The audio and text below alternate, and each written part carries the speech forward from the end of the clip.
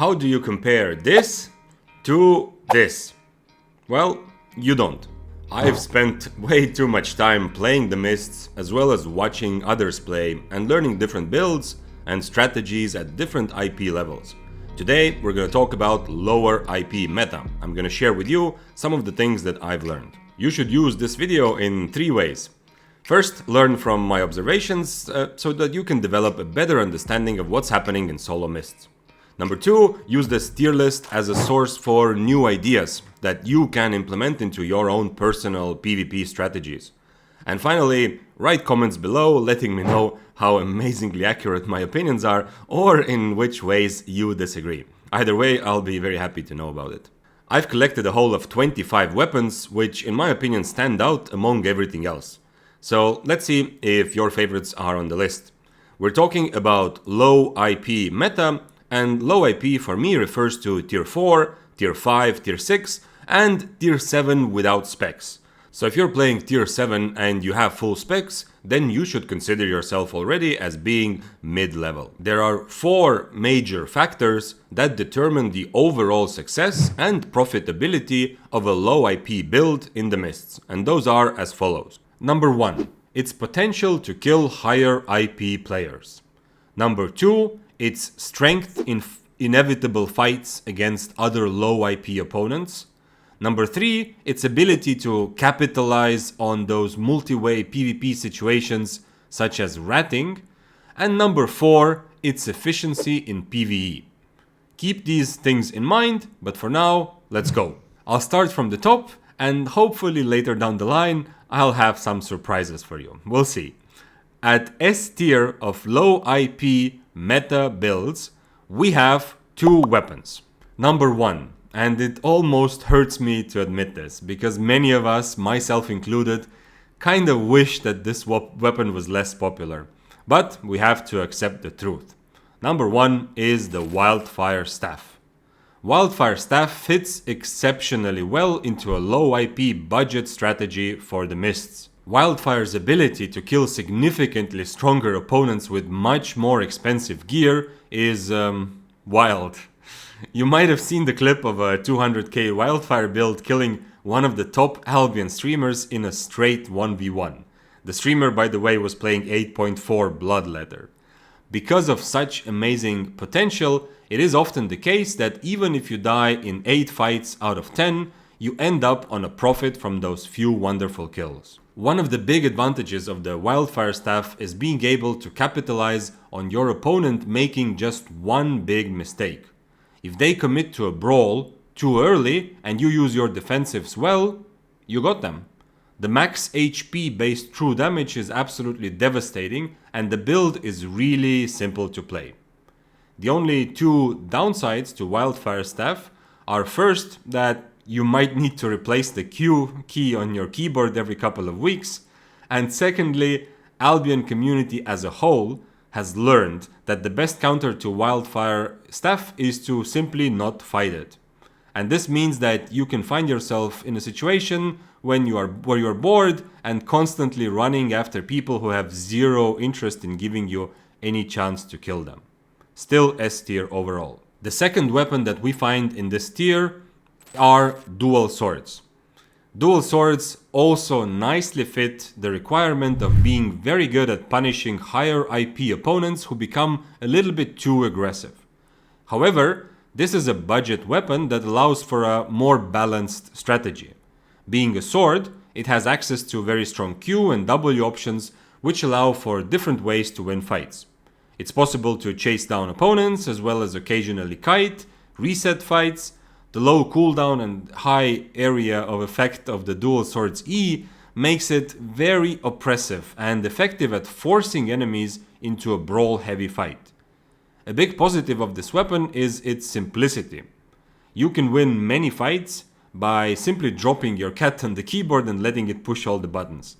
This allows for newer players to focus on improving on specific parts of PvP without being as severely punished for mistakes such as wasting a spell or potentially missing a spell. Biggest risk of dual swords is becoming recklessly aggressive yourself and not taking into account that the E is somewhat telegraphed, meaning that a player with a reflect or a way to dodge it can bait you into a bad situation. Next, we will move to the A tier of low IP meta weapons in the mist, and here we will find 4 very strong and popular options. The first A tier weapon, and number 3 on our list overall, is the one-handed fire staff, which functions very similarly to the wildfire staff and benefits from a lot of the same advantages of being able to punish significantly higher IP attackers by essentially using defensives and becoming a turret, just spamming Q1. However, a couple of factors knock this weapon down from S tier. The biggest one is that the E of the one-handed fire staff, while offering more versatility, is relatively simple to play around. Especially painful are all kinds of reflexes. If you full charge your E for max damage, it's also possible to dodge it. And if you don't full charge it, you will miss out on the damage that you need to kill that juicy higher IP target. The one-handed fire lacks the all of a sudden you are simply dead type of surprise that the wildfire brings. But it still works well in most outmatched fights, and it brings a decent toolkit to also be a successful rat. Next up, number 4 on the list is the carving sword. A big strength of the carving sword is that it does not rely on enemies making critical mistakes in order to be successful. There is no big cheese or surprise factor. Instead, it's an overall solid weapon with an almost unmatched flexibility. The carving can both kite as well as brawl depending on what the situation requires. And the biggest strength putting this into A tier, even when we're talking about low IP meta builds, is that the carving can kind of do both of those things at the same time. Instead of having to trick a beginner into big mistakes, the carving can use E and W to constantly kite away from a higher IP opponent while doing good sustained damage. And once there is an opening in the fight or a chance to rat, for example, it also has all the tools to catch people and finish the job. Due to its flexibility, it has almost no bad 1v1 matchups, and it's pretty good at PvE, making it a very consistently profitable, solid, low IP choice. Next up, we have the Battle Axe. This is a staple suggestion made to any new player asking for a simple build to go do literally anything in Albion. At lower IP, this weapon actually performs very well. Similarly to dual swords, the Battle Axe is able to out-brawl players with higher IP and much more expensive builds. And if you're being attacked by a stronger player, standing your ground, brawling and, well, hoping for the best is often your only realistic choice. And the Battle Axe does that well. It offers a strong combination of sustained damage output and a truly impressive sustain, which can often surprise enemies who get too aggressive. One big plus of the Battle Axe is how comfortably it can also handle PvE, which means both that you'll have less downtime, so you don't have to sit around waiting for something to happen, and also more consistent profit. However, we find it in A tier and not S, because it is much simpler to counter. While many low IP builds don't really have a mobility advantage over the Battle Axe, most higher IP attackers will. And it will be simple for them to kite you and not really give you a meaningful chance to fight back. Limited mobility also means that finishing opponents once you have won or are winning the fight can sometimes be a bit challenging. Weapon number 6. Imagine if Carving Sword and Fire Staff had a baby. What would they name that baby? If you guessed Steven, you are wrong. But if you guessed Light Crossbow, you are exactly on point. Our last A tier weapon, the Light Crossbow, combines the versatility of the Carving Sword of being able to adapt to a matchup by kiting or brawling accordingly, with the surprising big damage burst of a Fire Staff. However, this comes at a cost of being very mechanically demanding as a weapon and as a build. Being successful with a low tier Light Crossbow requires you to hit your Qs and Ws, which are skill shots, as well as be precise with your defensives, and you even kind of have to keep track of your passive ability. Even against weaker opponents, there's no built-in win button on the Light Crossbow. You will need to work for every kill, and I guess at least for me it's fun and rewarding. If you do not waste your defensives too early and you hit your spells, you can bait in and burst down unsuspecting higher IP opponents. The final big bonus pushing this weapon clearly into A tier is Caltrops, an absolutely amazingly useful spell both for kiting away from opponents as well as chasing down enemies when you're going in for the kill. And this is where the A tier ends, and we move on to B tier, where we will find weapons that are all very solid choices for low IP mists PvP, but require a little bit more nuance and all have a little bit of drawbacks. Number 7 on our list is the one-handed spear. Now, if you're new to my channel, welcome. I'm happy to have you. Hope you're enjoying this. If you're not new and you've seen my other videos, then you know that I absolutely love the spear. The most fun and rewarding weapon in Albion PvP, at least solo PvP. However, when we're talking specifically about low tier mist builds, the spear ranks solidly in B tier in my opinion. The success of the spear comes from all the versatile tools it has to outplay opponents. However, when you are at a clear power disadvantage, which will happen often if you're low IP, this cuts away parts of that versatility. And the spear kind of lacks a reliable way to bait in and surprise those higher tier attackers for big payouts like the other weapons we've mentioned.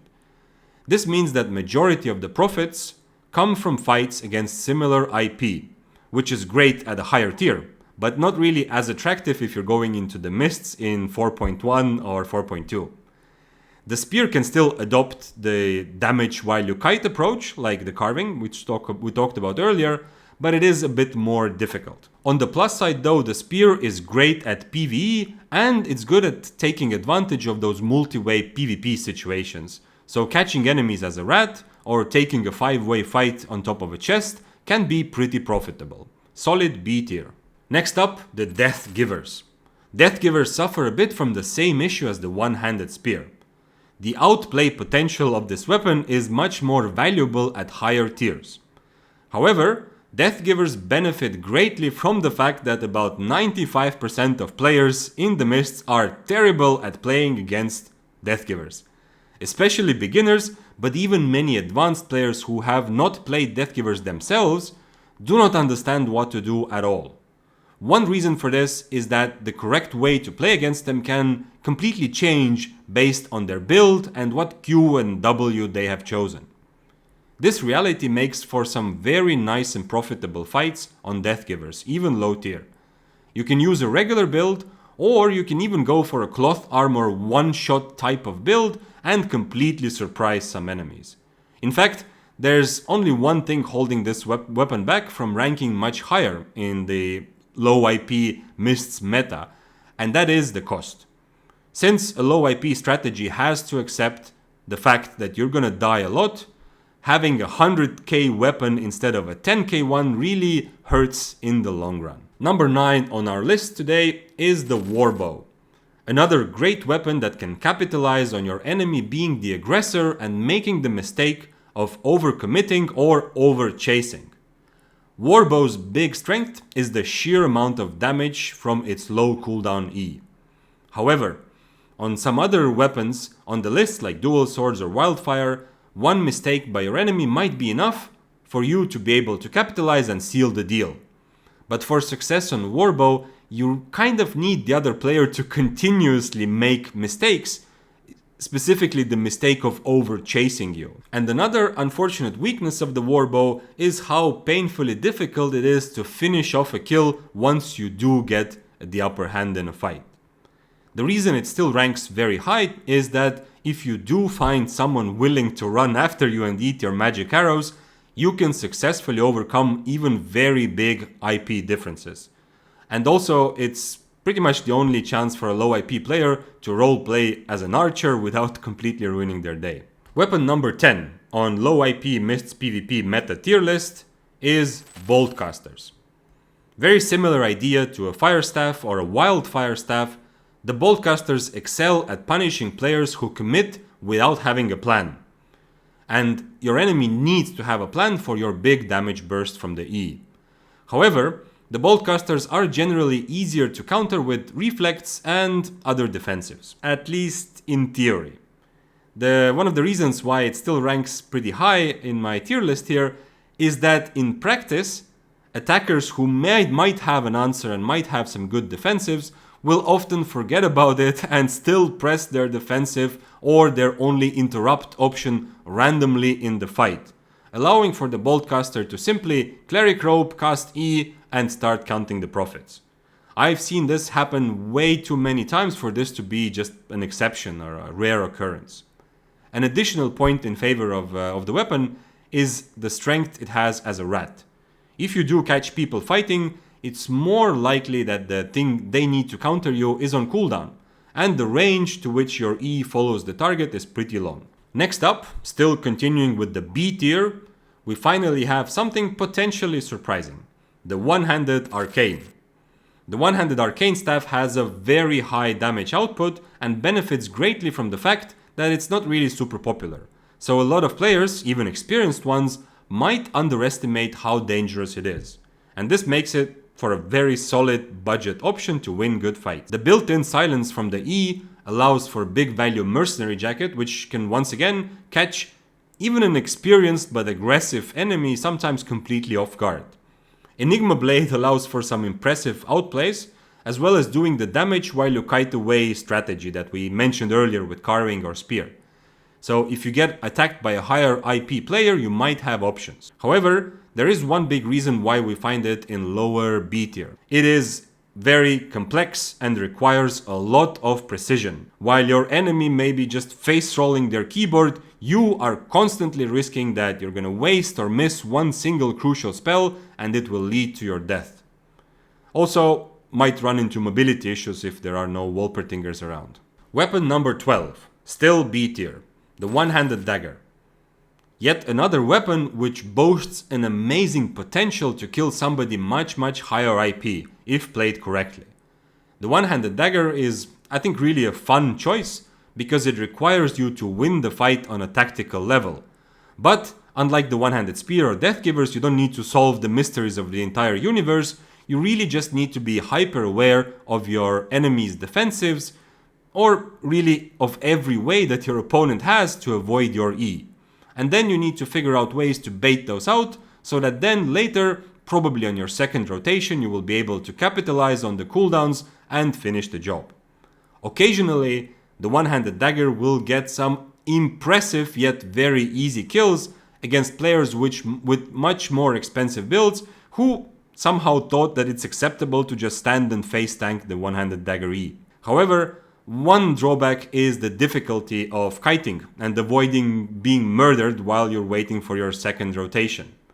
And another consideration here is that for real success with one-handed dagger, you probably need a bit of a more expensive helmet because you kind of need a purge. And this will maybe undermine the low budget strategy a little bit. Next up, number 13, one-handed curse. Honestly, the one-handed curse I feel is kind of lucky to have made this tier list at all, because there are some major problems holding it back from success, at least at lower IP levels. Number one, some players will just straight up counter your E with an iframe, a Mistwalker jacket, or a Guardian helmet.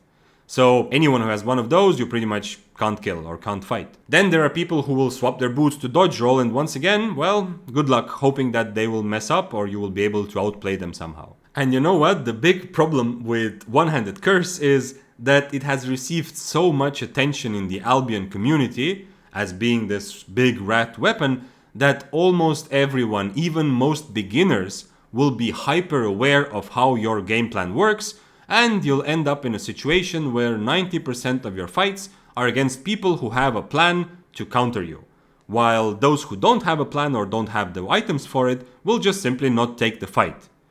The fact that a low tier one-handed curse is terrible at PvE also isn't doing it any favors. So why is it still on the list and why is it showing up in B tier? Well, because of its absolutely undeniable ability to score that giga, ultra, mega, super payday when all stars align and you come across an opportunity to rat. And if you do hit the jackpot, all those 50 hours of running around aimlessly trying to find something to do will feel like it was worth it. Maybe. In all seriousness, once you get good with one-handed curse, you can also start winning some fights without completely relying on the E damage. So, well, I guess that's a bonus point as well. And final member of the B tier in our meta list today is the Great Frost. The problem with Frost staffs in the current meta is that they seem to be balanced around being able to kite for a longer period while whittling down their opponents with consistent damage and CC. But most popular builds can catch and overwhelm them kind of easily. But what if, and stay with me here, what if you take the whole kiting and slowing your enemy idea and just completely throw it out the window? A good low IP Great Frost answers that question, and the answer turns out to be not bad actually. Similarly to Fire Staffs, the Great Frost, played with Cloth Armor and Lance on W instead of Blink, can effectively punish even a very strong opponent who commits to the brawl incorrectly. What makes this build work is the amazing range on all the damage. This does two things. A, it forces your enemy to close the gap, because otherwise they're just standing tanking your spells from afar. And B, it allows for a pretty decent chance of finishing players who realize their mistake and then perhaps try to disengage. In fact, one of the only ways to reliably avoid dying to a competent Great Frost player is to like this video and also sub to my channel. And with this, we move into the final tier of today's meta overview, which is the C tier. Weapons here are not bad, they still are worthy of being brought out as top 25, but they have drawbacks that make them less consistent and require becoming a bit of a specialist with the weapon to be successful in the mists. Number 15 overall and our first C tier weapon is the Bloodletter. The absolute king of high IP mists meta is actually very underwhelming when used at lower IP. This is because the game plan of kiting your enemy and using Stalker Jacket and Avalonian Cape for primary damage is very weak without an IP advantage. The very few fights that a low tier Bloodletter can somehow win will never make it a profitable low IP option. However, there are two reasons why we still find this weapon on the meta tier list in C tier. Number 1, the Bloodletter offers reasonable ratting potential by virtue of having a simple kill steal button and enough mobility to occasionally actually get away with the loot. Similarly to One-Handed Curse, the occasional jackpot can actually make all the time spent searching or scratching lottery tickets worth it. The second reason Bloodletter I think still deserves to be on this list is that it can actually be adapted into a decent low IP strategy. Unfortunately, very few people really do this, but as a dagger, the Bloodletter has access to some good brawling tools, such as the Sunder Armor and Chain Slash. You can couple that with Inferno Shield and perhaps even Roasted Snapper, and you actually have a decent weapon to win a fight. You can kind of think of it as a little bit different or slightly worse Death Givers. And since not many people are really doing this, you can catch a lot of people completely off guard, because they are used to winning brawls against Bloodletters without any effort, so you'll kind of be able to bait them in. Next up in C tier are Brawler Gloves. This is a bit of a semi-cheesy one-shot build, which has a lot of potential to kill players 1 or 2 or perhaps 3 tiers higher if they approach it incorrectly. The burst damage output of Brawler Gloves is impressive and one of the highest of the weapons on our list. This burst also makes it solid at taking advantage of ratting opportunities. But there are two drawbacks which put it into C tier. Number 1, it's not very difficult for any experienced player with decent mobility to just win the fight by kiting and not allowing Brawler Gloves to perform their combo the way they want. Number 2, even enemies who aren't experienced enough to be afraid will see their HP go down very quickly, and they will often be able to disengage while you are sitting there channeling your assassinhood. Overall, this is still a strong option for low IP builds, and definitely one that if you become a specialist with this build, you will rake in big profit. But kind of difficult and a bit inconsistent, so C tier. Next up, we have the Claymore. By virtue of being a sword, the Claymore has very decent versatility and brawling potential. And it can be used as a pseudo one-shot type build with some cloth armor and potentially even a stalker hood. While it has great potential in the hands of a specialist, there are once again two major drawbacks which land it into C tier. Number one, the big damage is way too predictable. It's kind of simple to use defensives correctly against a claymore, at least simpler than some other builds, because you can expect and know when the claymore is going to want to go for the big damage. Secondly, it's a bit too reliant on being able to maintain sword stacks. If your enemy has a purge, or if they're a spear, or they have something like an assassin jacket or mistwalker jacket and you're not able to keep stacking, you will quickly run into problems. Number 18, battle bracers. Weapon that allows for very interesting type of versatility, as it can be played as another pseudo one-shot sort of, or as a burst, kite, burst playstyle similar to Fists of Avalon. The reason it's on our list, however, is its potential in multi-way fights and ratting situations. Battle bracers have enough damage to secure some really nice kills as a rat, and enough mobility to actually occasionally get away with the loot or at least your life. It ends up in C tier, however, because unfortunately the E is a bit too easy to react to. This makes any sort of reflex an absolute nightmare, while some opponents will simply dodge your E or even be able to interrupt you mid-flight. So not great for equal tier fights, not great for punishing higher tier opponents, but pretty good at taking those ratting opportunities. Number 19 on the list is the Blightstaff. The best days of Blightstaff in solo PvP seem to be over, but it's still a very decent choice. However, taking a low IP Blightstaff build into the mists will mean that the majority of your profits will likely come from PvE. However, it is still a weapon that has good tools to defend itself. Sometimes by getting away, but sometimes occasionally by punishing the unsuspecting attacker with a little bit of murder. Unfortunately, damage comes kinda slow, so even players who make the mistake of trying to kill a Blightstaff that they can't really kill will often have time to react and run away. Number 20. Have you ever thought to yourself, I'd like to play the warbow, but also I'd like to do less damage? Oh boy, I have a weapon for you. The heavy crossbow. In seriousness though, there are ways in which the heavy crossbow outshines the warbow while having a very similar playstyle. For one, the E is a lot easier to hit, and you will almost never get it reflected. And of course, you have access to caltrops, which I praised earlier, which make it possible to actually catch and finish some enemies. On the downside though, the potential damage output is considerably lower, which makes the problem of taking way too long to bait in someone to get a valuable kill even bigger. So, kind of like a more difficult and not necessarily as good, but still warbow-like playstyle. At number 21, we have another weapon with a surprise burst damage strategy, and that is the Infernal Sight. For most 1v1 fights, the sight unfortunately just feels like a weaker battle axe. The damage from the E is not really impressive enough to make it a reliable profit maker. If you get really good at it, you might be able to pull off some pseudo one-shot with cloth armor and stalker hood, but it will require quite a bit of effort.